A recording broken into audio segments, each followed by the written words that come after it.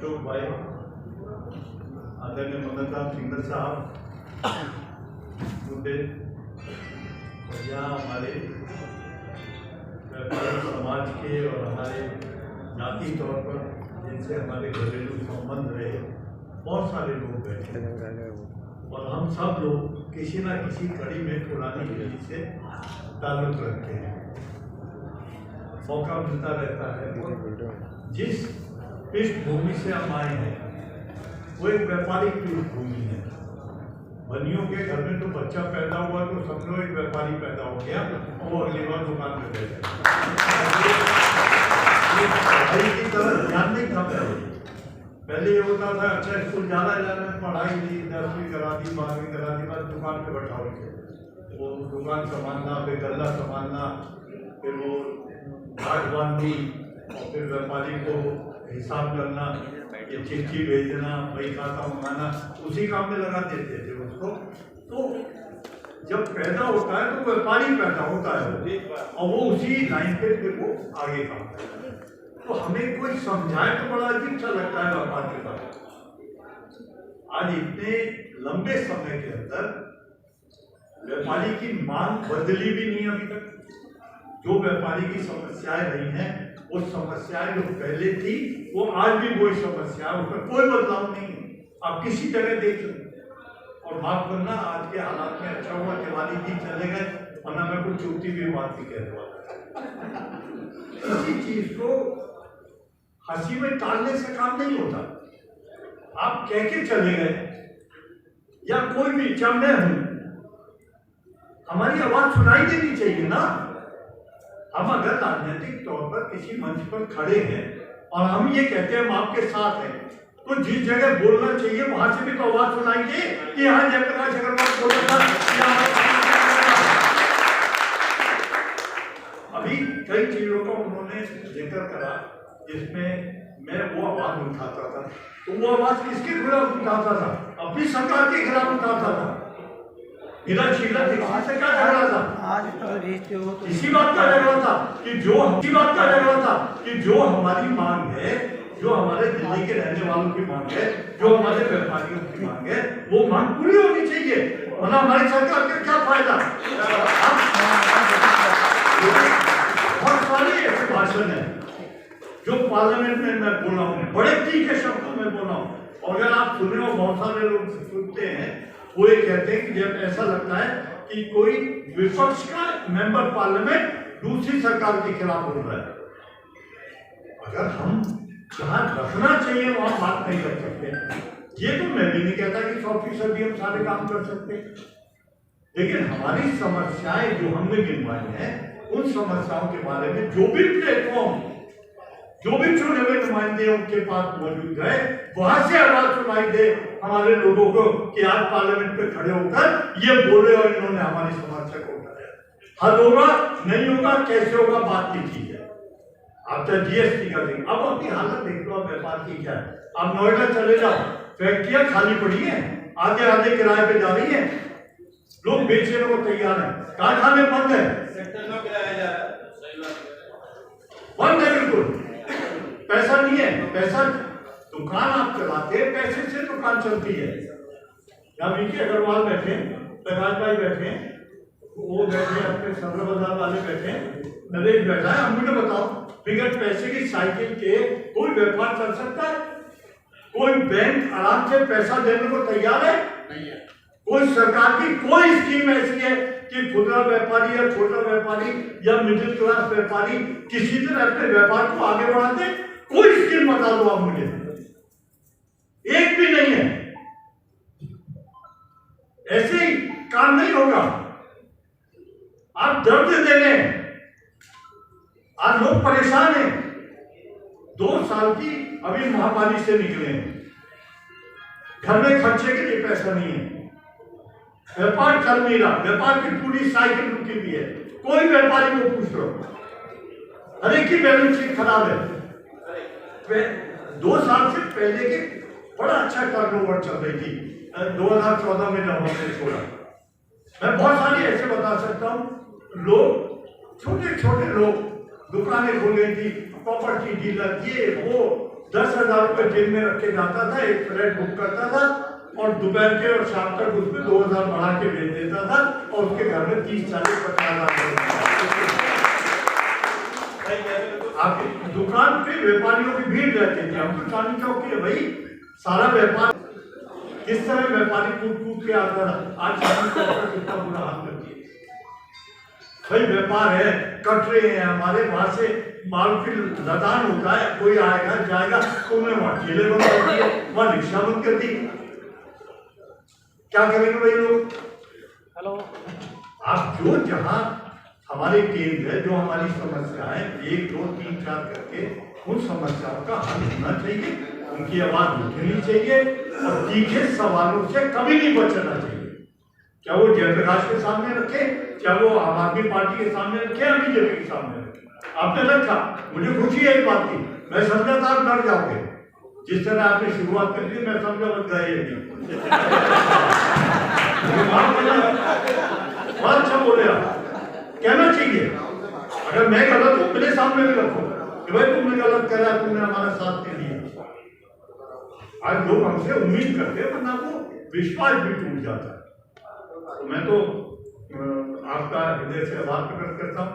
हम सब लोग आभार व्यक्त करते हैं कि आप मार्गदर्शन में सब लोग हमेशा तो हमने बहुत सीखा है हमारे सीनियर उनसे। जब मैं सियासत में आया तो बहुत सारी चीज़ें मेरे लिए नहीं थी और आज एक बात और मैं बता दूँ कि मैं अपने पिताजी के समय में यूथ कांग्रेस का प्रेसिडेंट बना था, लेकिन एक भी मीटिंग कोई ऐसी नहीं थी जिसमें हम बाप बेटे एक साथ बैठे। लेकिन आज मैं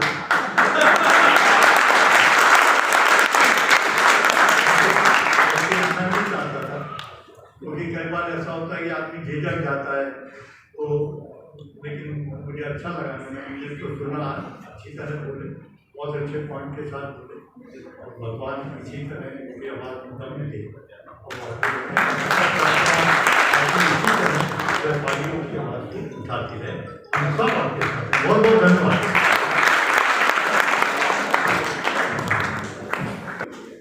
एक आपकी समय ऐसी होनी चाहिए जिसमें व्यापारी रोज जैसे प्रकाश भाई बैठे हैं और सदर बाजार वाले इनको बोल रहे थे।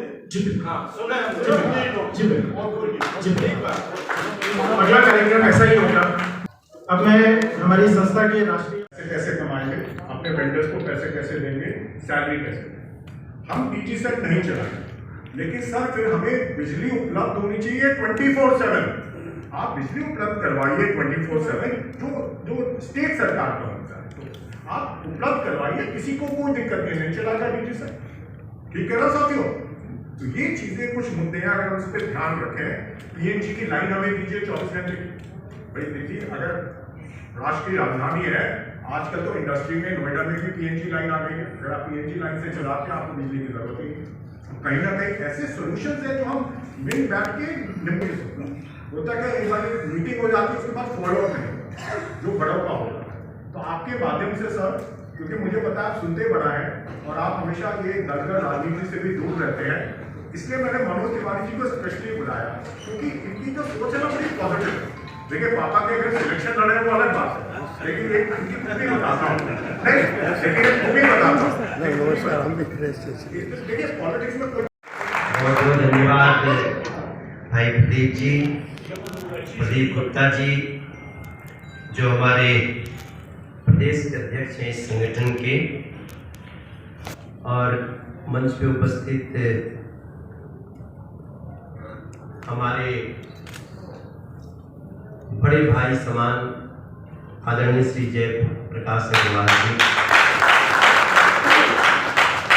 पूर्व में उद्योग मंत्री रहे मंगत राम सिंगला जी, और अभी आपसे बात कर रहे थे हमारी इस संस्था के राष्ट्रीय अध्यक्ष अमित गुप्ता जी, राष्ट्रीय कार्यकारी अध्यक्ष जिन्होंने बहुत अच्छी बातें कही हैं अशोक वानीवाला जी, राष्ट्रीय महामंत्री जी भी संगठन के दीपक अग्रवाल जी यहाँ हैं।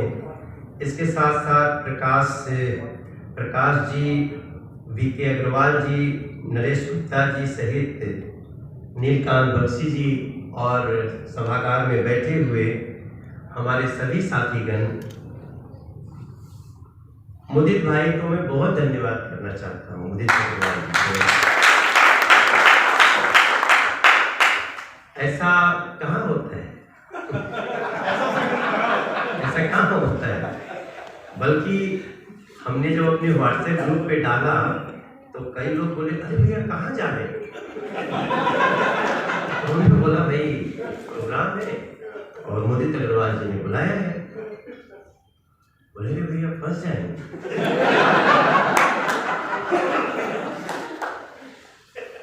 तो जो मेरा थॉट है इस पे कि समस्याओं की तो कोई राजनीति नहीं होती है, समस्याएं किसी दल की नहीं होती हैं। दल कोई भी हो, अगर किसी समाज की किसी कम्युनिटी की समस्या है तो हर दल से ऊपर है, हम उसको सुनने को तैयार हैं। मैं समझता हूं कि जब से मैं सांसद बना हूं ये यूनिक कार्यक्रम है और पहला यूनिक कार्यक्रम। हाँ, मुझे आज याद आ रहा था जब 5 साल पहले जीएसटी आई थी तो ऐसे ही करीब 212 अलग अलग एसोसिएशन, कोई कपड़े के, कोई अलग अलग जो होते थे एसोसिएशंस, वो मैं 159 नॉर्थ एवेन्यू पे रहता था तो मेरे पास आए थे। हो सकता है उसमें कुछ लोग यहाँ हो भी। तो जीएसटी आई थी, हम सबके लिए नया था। हमारे अरुण जेटली जी वित्त मंत्री थे। तो जब उन लोगों ने कहा कि वो भी एक यूनिक कार्यक्रम था मेरे लिए, अमित जी, मोदी जी, तो मैंने कहा कि भाई आपकी क्या समस्या है? उनकी समस्या तो जब तक बतियाएंगे नहीं समझ में नहीं आएगा। तो मैंने पूरा 212 लोगों को वहां बुलाया। हमने एक ज्वाइंट सेक्रेटरी फाइनेंस मिनिस्ट्री से भेजा अरुण जी ने, और हम बात किए। बात करके पूरी वीडियो रिकॉर्डिंग बना करके नीलकांत बख्शी जी इसको उन्होंने अरुण जी के सामने रखे, और उसका फल क्या हुआ कि 172 अलग अलग जो कैटेगरी थी उसमें 172 कैटेगरी में जो 28 था, 18 हो गया, जिसका 18 था वो 12 हो गया, जिसका 12 था 5 हो गया, कई का तो 0 हो गया। तो इसका मतलब कि बैठने से रास्ता नहीं बना। उसके बाद जीएसटी के ऊपर आज भी बहस चलती रहती है, लाभदायक है कि क्या, लेकिन हमको एक बात याद रखना होता है अमित भाई कि जब एक्साइज था, वैट था और ये सब थी तो वो भी बहुत परेशानियां देता था व्यापारी समाज को। आज मैं किसी चीज का एक्सक्यूज करने के लिए नहीं खड़ा हूं, हाँ, सुधार के लिए। और हम आपके साथ बिल्कुल कदम से कदम मिला करके, हमें भी अच्छा नहीं लगता कि कॉमर्शियल बिजली का रेट बढ़ गया। कुछ की हाफ हुई और बहुतों की बहुत बढ़ गई, कॉमर्शियल रेट हो गया। तो ये ऐसे मुद्दों पे या फिर 24/7 बिजली के मुद्दों पे मैं आपको विश्वास दिलाता हूं, बिना किसी दलगत विचार के हम पूरी लड़ाई लड़ने को इस व्यापारी समाज की तैयार है। आदरणीय जयप्रकाश अग्रवाल जी और मोदी जी का चुनाव तो लड़ना ही पड़ता है, तो ये तो लोकतांत्रिक प्रक्रिया है। लेकिन हमको भी आज तक जयप्रकाश अग्रवाल जी ने कभी बिलो द बेल्ट कुछ नहीं कहा। तो जब उन्होंने नहीं कहा तो मैं कैसे कह सकता हूं? और एक दूसरे का सम्मान करना, तो ये बात ही सम्मान, इस संस्था के लिए हम इस सम्मान को बहुत आगे लेकर के जाएंगे।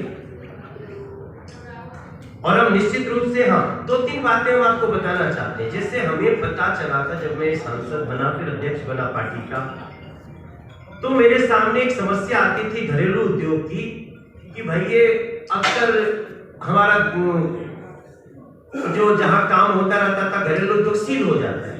तो मैंने कहा क्यों सील हो रहा है भाई? बोला साहब क्या था कि 7 आदमी काम कर रहे थे और 5 ही आदमी का नियम है। हमने कोई आपके पास जगह है ना? बोला हाँ है। तो हमने इसको फिर एमसीडी के साथ बैठे, कमिश्नर्स को बिठाया और हमने हमने जो 5 आदमी का जो नियम था अमित भाई साहब, हमने उसको 11 आदमी का कर दिया। 11 आदमी का काम करे, कोई आपको नहीं नियम बना दिया। और पहले 5 किलोवाट का आदरणीय जयप्रकाश अग्रवाल जी ने हमको कई बार कहा था कि मनोज इसको देखो, ये 5 किलोवाट तक ही है। अब जगह है वहां पे, आगे 10 किलोवाट तक का भी बिजली का कनेक्शन हो सकता है, जरूरत पड़ने पे लेता ही था तब लोग। लेकिन वो उसको भी ये काम हमने किया कि अब 11 आदमी और 10 किलोवाट तक आप घरेलू उद्योग में यूज करें। कोई एमसीडी या किसी का कोई भी हो, अगर किसी को परेशान करता है तो आप मुदित को याद करिए। इस फोरम के लिए हम और मुदित भाई साथ में। एक और हमने बड़ा इंपॉर्टेंट काम किया जो कि समय आने के साथ याद रहेगा सबको। देखिए दिल्ली में, अमित भाई आप दिल्ली में, आपका तो दिल्ली में घर है आपका, दोनों। दिल्ली में जब मैं आया तो मैंने देखा सूरज जी बैठे हैं, पत्रकार है, बहुत सारे मीडिया के लोग होंगे। मैं जहां जाता था हर अगले दिन, भाई साहब मेरा घर जो है ना वो सील कर 10 लाख रुपया तक इनकम है, आप 2 करोड़ का टर्नओवर है आपका, तो आपको मात्र दूसरे 5 लाख पे 10%, मतलब 50-60 हजार रुपया ही 10 लाख रुपया पे टैक्स है, जबकि पहले 10 लाख पे 3.5 लाख टैक्स होता था अमित जी। तो बहुत कुछ हमने किया है और हमें बहुत कुछ करना है। हम चाहते हैं ये आवाजें जो आपकी सुन रहे हैं ना, मुझे बहुत अच्छा लगा। ऐसा वैसे अमित भाई थोड़ा नेता ज्यादा लग रहे हैं, स्पीच बहुत, पता नहीं कब चुनाव लड़ जाएगा। एक बात अच्छी है कि आप एक पूरा मसौदा तैयार करें। हम अमित राम जी, जयप्रकाश अग्रवाल जी, ये मंच पे बैठे हुए सभी लोग, हम सब चलेंगे। 20 लोग, अभी मैं बैठे बैठे परमिशन लिया हूँ, तब आपको बोल रहा हूँ, निर्मला जी हम बैठेंगे और हमारे पास छुपाने को कुछ भी नहीं। बहुत कुछ हम देखो, अभी जीएसटी में प्रॉब्लम्स भी आती ही होगी, आदत नहीं थी तो आती होगी, लेकिन आज देखिए कितनी अच्छी बात है कि हमारी आने वाली पीढ़ी ना वो जीएसटी से दूर नहीं भागना चाहती है, उसको तो रजिस्टर में रहना ही नहीं चाहता है। अभी नए नए लड़कों से बात होती है मेरी, वो कहते हैं नहीं, वी आर कंफर्टेबल नाउ। और क्या देखिए, वही जीएसटी जो 27-28 हजार करोड़ आती थी, उदित भाई, ये इस सोसाइटी की बात है, यही सोसाइटी अब कितना दे रही है? 1,67,000 करोड़ एक महीना सर। और जिसमें 1,25,000 करोड़ आता है तो चिंता होने लगती है। हम लोग कोई फोन आता है, भाई देखो अपने यहाँ मीटिंग करो, सब कुछ ठीक ठाक है ना। तो हमारे देश की क्षमता बहुत है। आज देखिए जो ब्रिटेन हमारे से ऊपर कितना 200 साल राज किया, आज हमने अर्थ में उसको, ये ठीक बोल रहे थे, जीएसटी जो जीडीपी आपका करेक्ट वो है। बीच में हमको तकलीफ आई थी, बीच में हम गिरे थे नीचे, लेकिन फिर से हम आए हैं।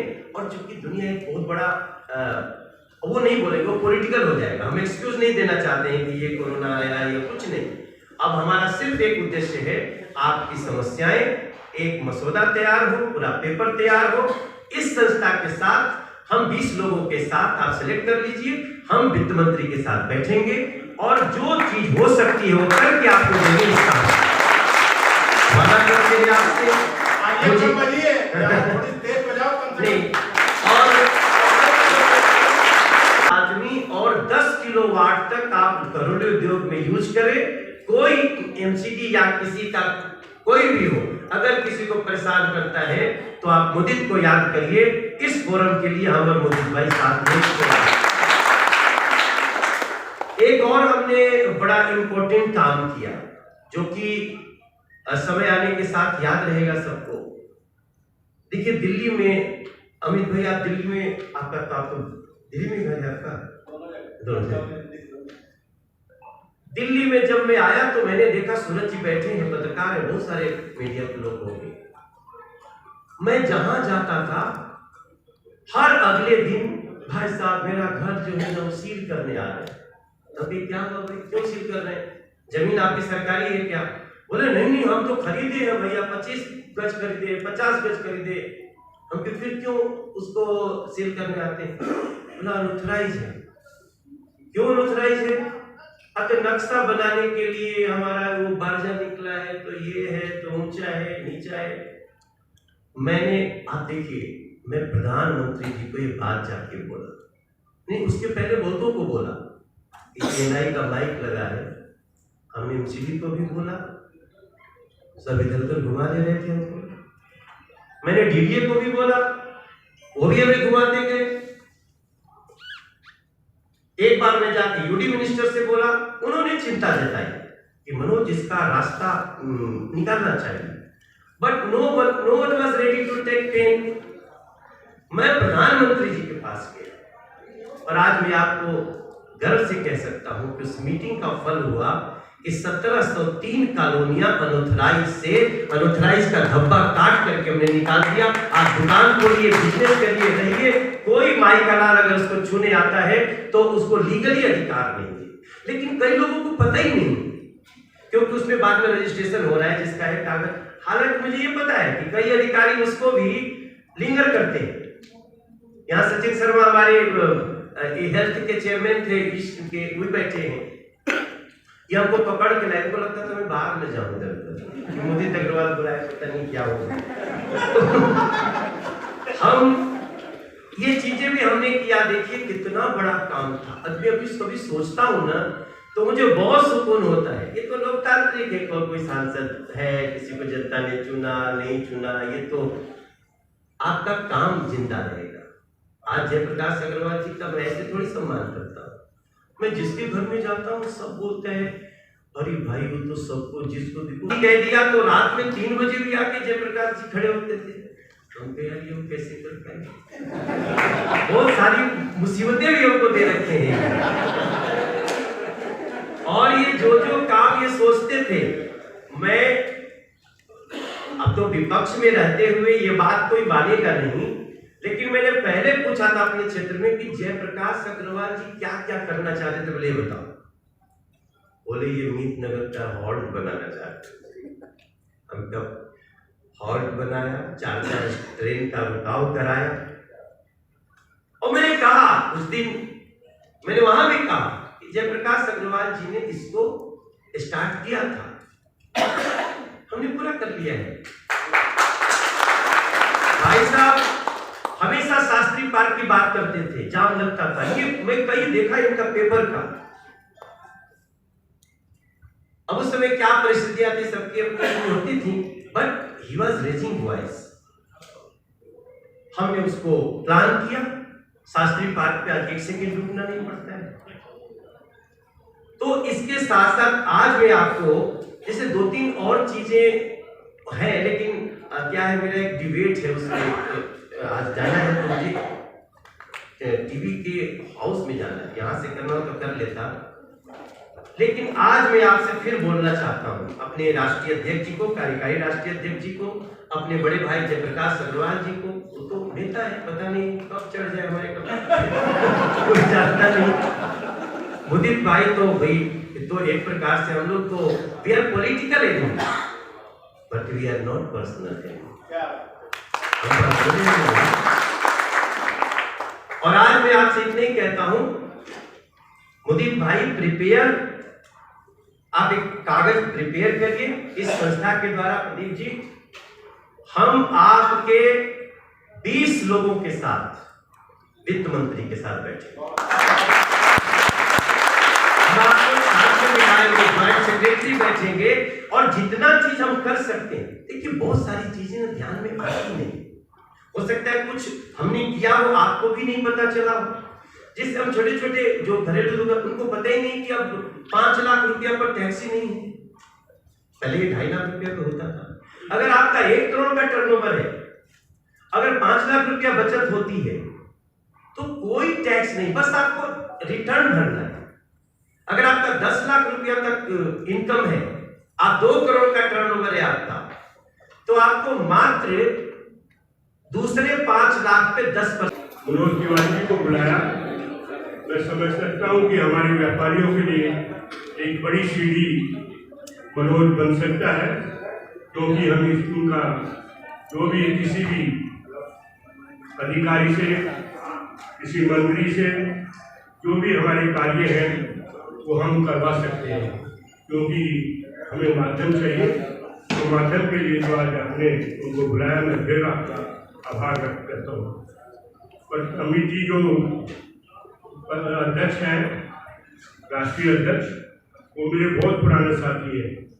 हमने इनके साथ पूरा यूपी भ्रमण किया है। पूरे यूपी में उन्होंने डॉक्टर सुमन गुप्ता जी होते थे, उनके चेले होते थे, और अब ये गुरु बन गए हैं। तो अमित जी, मैंने जयप्रकाश जी से कह रहा था, मैं ये बहुत अच्छा वक्त है, इसको 2 घंटे भी बुलवाते रहो तो ये अमित बोलता रहेगा, कोई ना कोई सब्जेक्ट निकाल के। या अशोक वानीवाल जी भी हमारे साथ काम किया है वैसे सम्मेलन में, क्योंकि मैं व्यापारियों के साथ बहुत जुड़ के रहा हूँ। मेरे को जहाँ भी अमित जी कहते थे यूपी में, तो उस समय मंत्री था, तो मैं इनके साथ जितने भी वैसे सम्मेलन होते थे हम जाते थे। मोदी जी, आप अभी नौजवान हैं, बच्चे हैं हमारे, ये आपने जो कार्य संभाला ये बहुत अच्छा कार्य है और व्यापारियों के लिए और भी अच्छा है। आज जो जीएसटी से जो अमित जी ने कहा, लोग बड़े परेशान हैं, चाहे वो छोटा दुकानदार हो, मझोला उद्योगपति हो या मझोला उद्योग व्यापारी हो, हर आदमी आज जीएसटी से परेशान है। आज ये बड़ी बड़ी कंपनियों के सहारे जितने भी छोटे रिटेलर थे उन पर इन्होंने टैक्स लगाने शुरू कर दिया, चाहे वो आटा हो, चाहे वो दाल हो, चाहे वो चावल हो, चाहे वो दूसरी आइटमें हो। इन्हें बड़ी मछली पकड़नी चाहिए थी, बड़ी मछलियों के साथ इन्होंने छोटी मछलियों पे भी हाथ डालना शुरू कर दिया। मुझे किसी स्कूल के लिए जयप्रकाश जी चरखे मंगवाने थे, खादी के जो करते हैं, मैंने गुजरात से वो ऑर्डर दिया तो उन्होंने बताया कि चरखे पे जीएसटी है। चरखे की जो खूनी होती है ना, काटने की रुई जो होती है, उस पे जीएसटी है। तो ऐसी चीज़ों पे जो गांधी जी की बात होती है, देश में गांधी जी की तारीफ की जाती है, और उनके द्वारा ये हमें शिक्षा दी जाती थी कि हमें जो छोटे उद्योग हैं। आज हमारे साथ है अमित गुप्ता, राष्ट्रीय अध्यक्ष है वो। आज वो व्यापारी सम्मेलन में शामिल हुए हैं। मनोज तिवारी जी को इनवाइट किया था। आज हम उनसे बात करेंगे कि आज ये व्यापारी सम्मेलन उन्होंने क्यों किया था, क्या रीज़न है। सर, आप कुछ कहना चाहेंगे? व्यापारी सम्मेलन आज आपने सर क्यों रखा है? आज राष्ट्रीय जनता व्यापार संगठन के द्वारा दिल्ली प्रदेश का व्यापार गोष्ठी व्यापारी सम्मेलन का आयोजित किया गया, जिसमें इस देश का जो रिटेल सेक्टर है आज पूरी तरह से प्रभावित है। आज जिस तरह से रिटेल सेक्टर समाप्त हो रहा है, निश्चित रूप से मानिए रिटेल सेक्टर समाप्त होगा तो देश से रोजगार समाप्त होगा। जब व्यापार समाप्त होता है तो रोजगार समाप्त होता है। जब रोजगार समाप्त होता है तो वो देश तरक्की नहीं कर सकता, वो प्रदेश तरक्की नहीं करता। आज देश को मुख्यधारा में लाने के लिए, इस देश के रिटेल सेक्टर को बचाने के लिए राष्ट्रीय जनता गोष्ठी आयोजन की गई, जिसमें हमारे मुख्य अतिथि सांसद मनोज तिवारी जी उपस्थित रहे, जिनके सामने हमने बात की और कहा कि जीएसटी का संविधान होना चाहिए, एक देश एक टैक्स की बात करी। हमने कहा कि एक ट्रेड एक टैक्स की बात होनी चाहिए। एक तरह के ट्रेड में अनेक टैक्स इस समय लग रहे हैं देश में। जीएसटी की जिस तरह से स्लैब है उनको घटना चाहिए। पेट्रोलियम पदार्थों को जीएसटी के दायरे में आना चाहिए, और साथ में इस देश के रिटेल ट्रेडर को बचाने के लिए सरकार को ऑनलाइन ट्रेडिंग पर अतिरिक्त कर लगाना चाहिए। तब देश का खुदरा व्यापार बचेगा, खुदरा व्यापार बचेगा तो रोजगार बचेगा। तो सर, आप मतलब मनोज तिवारी जी जो थे, आज उनकी बातों से सहमत हैं जो मीटिंग अरेंज करने के लिए बोला है? देखिए, किसी भी रास्ता का समाधान बातचीत, उन्होंने एक माध्यम वित्त मंत्री जी के माध्यम से कहा है। निश्चित रूप से हम आसान्वित और प्रयास करेंगे। इस व्यापारी किसी जाति, धर्म और दल का नहीं है। हम दलगत, जाति और धर्म से ऊपर पहले व्यापार के हित में, जब व्यापार फलेगा तो राष्ट्र फलेगा, और राष्ट्र के हित के लिए हम सब लोग काम करेंगे। आप मानते हैं सर कि जीएसटी अभी काफ़ी ज़्यादा है? आरक्षण दिया है तो आप उसको कम करवाने के लिए एक ट्रैक एक जीएसटी आप ये बोलना चाह रहे हैं? एक ट्रेड एक टैक्स, एक टैक्स अगर मान लीजिए कोई बुक्स का काम कर रहा है तो पता चले प्रिंटिंग में अलग होना चाहिए, अलग उसका अलग टैक्स लगता है। तो एक ट्रेड में अगर पेन का भी वही रेट है जो बुक का रेट है तो जैसे कि आपने देखा ये व्यापारी सम्मेलन था आज और हम यहाँ पे आए हुए हैं कॉन्स्टिट्यूशन क्लब में, जहाँ पर मनोज तिवारी जी को chief guest as a chief guest invite किया था इन्होंने। कुछ जीएसटी को लेके कुछ और समस्याओं को लेके उनसे बातचीत हुई है। मैं रीना इंद्र, समाचार दिल्ली।